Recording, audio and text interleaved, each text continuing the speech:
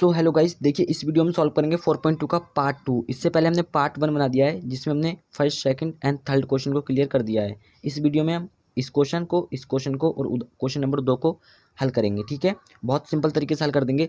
Part 1 को आप देखना चाहते हैं तो उसका लिंक आपको डिस्क्रिप्शन में मिल जाएगा। और क्लास 10th मैथ्स सिलेबस का पूरा सॉल्यूशन चैप्टर नंबर 1 से चैप्टर नंबर 15 तक देखना चाहते हैं तो उसका लिंक भी आपको डिस्क्रिप्शन में मिल जाएगा। इंस्टाग्राम पे ही फॉलो कर सकते हैं, उसका लिंक भी डिस्क्रिप्शन में है। चलिए इसको स्टार्ट कर लेते हैं। कौन सा क्वेश्चन है? ये क्वेश्चन है, लिख लेते हैं इसको कॉपी पे।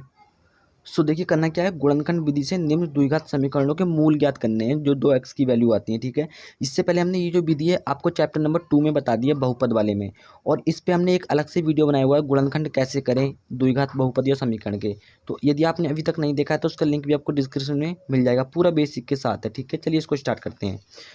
तो देखिए इसके अपॉन में 1 होगा, तो सबसे पहले इसको थोड़ा सॉल्व कर लेते हैं। इस 8 की गुणा यहाँ पे होगी, तो 8 इंटू 2x² माइनस एक्स, इससे गुणा होगी।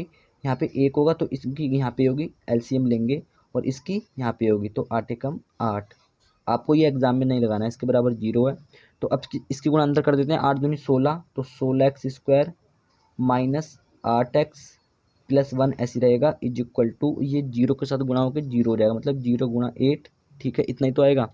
तो ये बचेगा 16x² माइनस का 8x प्लस का 1 इज इक्वल टू 0, गुणा होकर 0 हो जाएगा। अब इसको कैसे सॉल्व करते हैं? जो यहाँ पे संख्या होती है उसकी गुणा हम करते हैं x के गुणांक के साथ। x का गुणांक क्या है? 16। तो 1 की गुणा जब 16 से करेंगे तो 16x² आएगा। इसको तो आप नॉर्मली गुणनखंड में तोड़ सकते हैं, x गुणा x। तो अभी 16 को आपको इस प्रकार तोड़ना है कि इसको तोड़ने के बाद घटा करके या जोड़ करके आपका 8x आना चाहिए। तो 16 को कैसे तोड़ देंगे? 4 गुणा 4। ठीक है, दोनों को जोड़ करके कितना आएगा? 8 आ रहा है। अब हमें माइनस का चाहिए तो इसको भी माइनस ले लेंगे, इसको भी माइनस ले लेंगे। एक्स का गुणांक तो हमने कर दिया तो इसके साथ ले लेंगे एक एक्स इसके साथ। ठीक है, ऐसे हम तोड़ देंगे।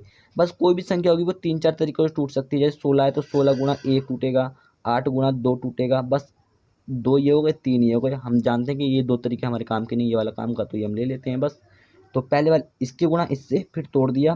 पहले वाले को हम ऐसे रखेंगे, 16x² माइनस का 4x माइनस का 4x, इन दोनों को जोड़ करके माइनस का 8x और गुणा करके कितना आ रहा है? 16x²। ठीक है, प्लस का 1 ऐसी रहेगा, इज इक्वल टू 0, ये ऐसी रहा, इज इक्वल टू 0। अब यहाँ पे देखिए क्या कॉमन है, दोनों में क्या कॉमन दिख रहा है? 4x, तो 4x ले लेते हैं कॉमन, क्योंकि जो 16 लिखा हुआ होगा ये लिखा हुआ होगा 4 गुणा 4, और ये जो x है ये तो x गुणा x लिखा हुआ होगा। ठीक है, तो 4 और एक x कॉमन आ गया, तो यहाँ पे क्या बचा? 4x माइनस, यहाँ से तो ये पूरा क्लियर आ गया कॉमन, तो यहाँ बचेगा 1। अब यहाँ से आप क्या लेंगे? यहाँ से कॉमन लेना पड़ेगा आपको माइनस का 1, तो यहाँ पे तो बचेगा प्लस का 4x बचेगा, क्योंकि माइनस तो कॉमन ले लिया। यहाँ से जब आप माइनस ले लेंगे तो यहाँ बचेगा माइनस का 1, क्योंकि जो प्लस लिखा हुआ होगा ये लिखा हुआ होगा प्लस माइनस। ठीक है, माइनस इंटू माइनस ऐसे लिखा हुआ होगा, तो माइनस तो आपने एक कॉमन ले लिया तो माइनस ही तो बचा। क्लियर है ना, समझ में आ रहा होगा ना? बराबर 0 मान लीजिए। अब जो एक बार ब्रैकेट के अंदर है उसको ले लेते हैं ब्रैकेट में, 4x माइनस 1, और जो एक बार ब्रैकेट के बाहर है उसको ले लेते हैं, ये भी 4x माइनस 1, बराबर में क्या हो जाएगा? 0। तो अब आपको क्या करना है कि एक बार इसके बराबर 0, एक बार इसके बराबर 0, तो 4x minus 1 is equal to 0 हो जाएगा, और 4x minus 1 is equal to 0। यदि आपका देखिए इन दोनों ब्रैकेट में सेम आ जाता है तो आप समझिए क्वेश्चन सही है, नहीं तो आप गलत कर चुके हैं कहीं पे। तो इससे निकालेंगे x का मान, आ जाएगा 1/4। क्लियर है, और इससे निकालेंगे x का मान तो इससे भी आ जाएगा 1/4। तो ये दो मूल आ चुके हैं। चलिए अगला क्वेश्चन क्या है उसको देख लेते हैं अब। सो अगला क्वेश्चन ये, इसको भी उतार लेते हैं। सो देखिए इस 1 की गुणा पहले आपको यहाँ करनी होगी, तो आपको लगाना नहीं है, एग्जाम में कभी लगा दें ऐसे करके, लगाना नहीं है। तो यहाँ पे जब गुणा करेंगे तो आएगा 100x²। अब देखिए इसको तो आप नॉर्मली तोड़ देंगे x गुणा x, इसको तो समझाने की आवश्यकता नहीं है। अब इसको आपको ऐसे तोड़ना है कि इसको जोड़ करके या घटा करके माइनस का 20x आना चाहिए। तो 100 को कैसे तोड़ेंगे हम? 10 इंटू 10, दोनों को जोड़ेंगे कितना आएगा? 20, लेकिन हमें चाहिए माइनस का, तो दोनों को माइनस ले लेंगे।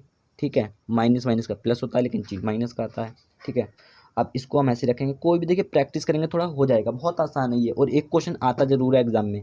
तो इसको पहले वाले को ऐसे रखिए, 100x², माइनस का चाहिए तो माइनस का 10x और माइनस का 10x। ठीक है, प्लस का 1 इज इक्वल टू 0। अब देखिए इसके पास 10 होगा, इसके पास भी 10 है, इसके पास भी x है, इसके पास भी x है, क्योंकि ये 100 कैसे लिखा हुआ होगा? 10 गुणा 10। ठीक है, 10 इंटू 10, ये जो है 100। तो 10 कॉमन ले लेते हैं, एक x की भी कॉमन आ जाएगा, तो यहाँ पे क्या बचेगा? 10 ये वाला और एक x। यहाँ से तो 10x पूरा कॉमन ले लिया, ठीक है, इस दोनों से कॉमन लिया हमने, 10x पूरा कॉमन आ गया तो बचेगा माइनस का 1। अब यहाँ पे है माइनस 10x प्लस 1, तो माइनस कॉमन लेंगे इससे, तो यहाँ पे क्या बचेगा प्लस का 10x, क्योंकि माइनस तो आपने कॉमन ले लिया और ये प्लस से आपने माइनस से कॉमन लिया, तो यहाँ पे बचेगा माइनस का 1 इज इक्वल टू 0। आप हमें बताइएगा जरूर अगर आपको चिन्ह समझ में नहीं आते हैं कि चिन्ह कैसे चेंज हो रहे हैं, ठीक है।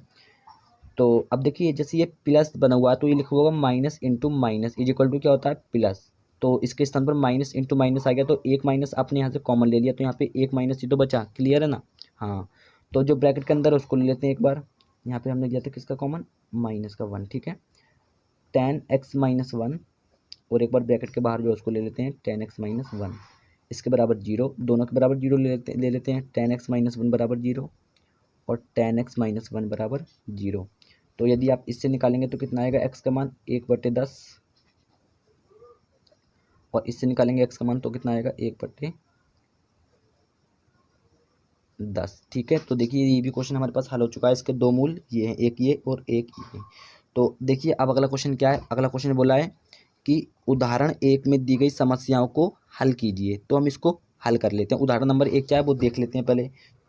तो देखिए उदाहरण नंबर 1 ये है, क्या बोला है, जॉन और जीवंती दोनों के पास कुल मिलाकर 45 कंचे हैं, ठीक है, जॉन और जीवंती लड़का और लड़की हैं, उनके पास कुल मिलाकर 45 कंचे हैं, दोनों 5-5 कंचे खो देते हैं और अब उनके पास कंचों की संख्या का गुणनफल 124 है, ठीक है, 5-5 कंचे खो जाने के बाद जो कंचे बचे हैं उनका जो गुणनफल है वो 124 है। हम जानना चाहेंगे कि आरंभ में उनके पास कितने कितने कंचे थे, अगर हमें पता लग जाए तो हम आसानी से हल कर लेंगे। तो जो हमें निकालना था वही हम मान लेते हैं, तो मान लेते हैं हम क्या क्या है। सो देखिए हमने मान लिया, माना जॉन के पास कंचों की संख्या x थी, क्योंकि हमें पता तो है नहीं कि उनके पास कुल कितने कंचे थे, कुल कंचे पता है कि 45 थे, लेकिन कितने कितने थे ये नहीं पता, तो हमने माना जॉन के पास कंचों की संख्या x, तो जीवंती के पास कितनी होगी, कितनी होगी, उसके पास होगी 45 माइनस x। क्यों होगी, क्योंकि दोनों के पास कुल मिला के 45 कंचे थे, जॉन और जीवंती के पास कुल मिलाकर कितने कंचे थे 45। मान लीजिए अगर 45 कंचों में से जॉन के पास 5 कंचे होते, ठीक है, तो जीवंती के पास कितने होते 45 माइनस 5 यानी कि 40, ऐसे तो निकालते, लेकिन हमें पता नहीं कि कितने कितने कंचे हैं। जब हमने जॉन के पास कंचों की संख्या x मान ली तो जीवंती के पास कितने बचेंगे, दोनों के पास 45 थे, तो 45 में से x को हम घटा देंगे तो जीवंती के पास जो कंचे थे वो बचेंगे, ठीक है। अब क्या बोला है आगे क्वेश्चन में, आगे बोला है कि दोनों 5-5 कंचे खो देते हैं, तो लिख लेते हैं 5 कंचे खो जाने के बाद कंचों की संख्या। तो देखिए 5-5 कंचे खो जाने के बाद जॉन के पास कंचों की संख्या कितनी थी, x थी, तो 5 कंचे खो दिए उसने, तो कितनी हो जाएगी x माइनस 5, मतलब जो जॉन के पास कंचों की संख्या थी उसमें 5 कंचे उसने खो दिए।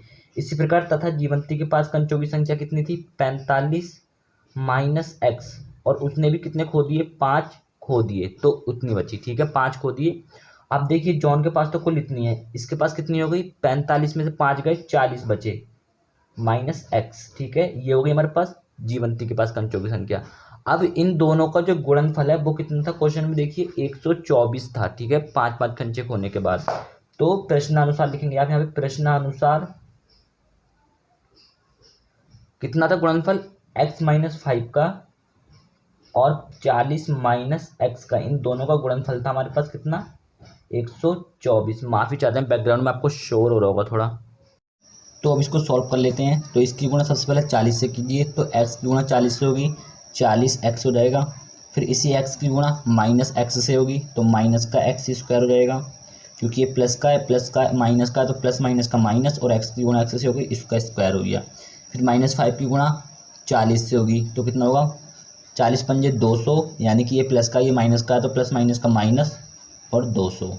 अब इस -5 की गुणा -x से होगी, तो हो जाएगा प्लस का 5x, क्योंकि माइनस माइनस और गुणा होती है तो प्लस हो जाता है, ठीक है, इज इक्वल टू 124 यानी 124। अब हमें क्या करना है, जो x स्क्वायर वाला पद है उसको सबसे आगे रखेंगे, तो माइनस का x स्क्वायर हो जाएगा। फिर x वाला पद हो उसको रखेंगे, तो ये 40x प्लस का है, ये प्लस का 5x है, तो दोनों जुड़ जाएंगे प्लस प्लस के, प्लस का 45x हो जाएगा। उसके बाद क्या बचा, ये माइनस का 200 अभी हम ऐसे रखेंगे, इसको इधर ले आते हैं, ये हो जाएगा माइनस का 124, बराबर में क्या बचेगा 0, क्योंकि इधर जाएगा तो उधर क्या बचेगा बराबर में 0 बचेगा। उसके बाद आपको क्या करना है कि या तो इससे आप माइनस कॉमन ले लीजिए सबसे, या फिर आप इसमें माइनस से भाग दे दीजिए, ठीक है। तो आप क्या कर देंगे, सबसे पहले सबसे माइनस कॉमन ले लीजिए, ठीक है। तो माइनस हम ले लेते हैं कॉमन, तो ये प्लस का हो जाएगा एक्स स्क्वायर, ये प्लस का तो ये माइनस का हो जाएगा 45x, ये माइनस का तो ये प्लस का हो जाएगा यानी 200, ये भी प्लस का हो जाएगा 124, बराबर में क्या बचेगा 0। अब देखिए इसके गुणा में 1 तो होगा ही, ठीक है, गुणा में 1 होगा। तो अब जब ये -1 इधर 0 के साथ बटे में जाएगा, क्योंकि इधर गुणा में जब इधर बटे में जाएगा तो ऑलरेडी ये पूरा 0 हो जाएगा, ठीक है। तो ये हो जाएगा एक्स स्क्वायर माइनस का 45x ऐसे रहेगा, प्लस का 200 माइनस का ये भी प्लस का है 120, तो 200 और 124, सॉरी 124 था ये, प्लस का 200 और प्लस का 124 दोगे कितना हो जाएगा, प्लस का 324 बराबर 0, ठीक है। तो यहीं तक हमें सॉल्व करना था, क्योंकि हमें केवल द्विघात समीकरण बनानी है, ठीक है। तो उम्मीद करते हैं ये क्वेश्चन भी आपको क्लियर हो चुका होगा। तो देखिए अगला क्वेश्चन क्या है, अगला क्वेश्चन है हमारा ये। तो देखिए अगला क्वेश्चन ये दिया हुआ है, एक कुटीर उद्योग एक दिन में कुछ खिलौने निर्मित करता है। प्रत्येक खिलौने का मूल्य रुपए में 55 में से एक दिन में निर्माण किए गए खिलौनों की संख्या को घटाने से बाकी दूसरी तरफ प्राप्त संख्या के बराबर है। किसी एक दिन कुल निर्माण लागत 750 थी। हम उस दिन निर्माण किए गए खिलौनों की संख्या ज्ञात करना चाहेंगे, ठीक है। तो ये आपका होमवर्क है, ठीक है। यदि आपसे नहीं होता है, ठीक है, क्या बोल रहे हैं ध्यान दीजिए, यदि आपसे नहीं होता है तो आप हमें इस वीडियो के कमेंट सेक्शन में ज़रूर बताइएगा कि सर हमसे क्वेश्चन नहीं हो रहा है, इसका सॉल्यूशन आपको तुरंत मिल जाएगा, ठीक है, ज़रूर बताइएगा। देखिए हम ये नहीं चाहते कि आपसे ना हो, ठीक है, आप हमें बताएं ज़रूर कि सर हमसे नहीं हो रहा। अगर किसी एक ने भी बोल दिया कि सर नहीं हो रहा तो आपको उसका सॉल्यूशन प्रोवाइड करा दिया जाएगा, ये हमारा वादा है, ठीक है। लेकिन ये आपके लिए होमवर्क है, क्योंकि आप खुद से थोड़ा बहुत करेंगे तो आपका बहुत अच्छी प्रैक्टिस हो जाएगी, ठीक है।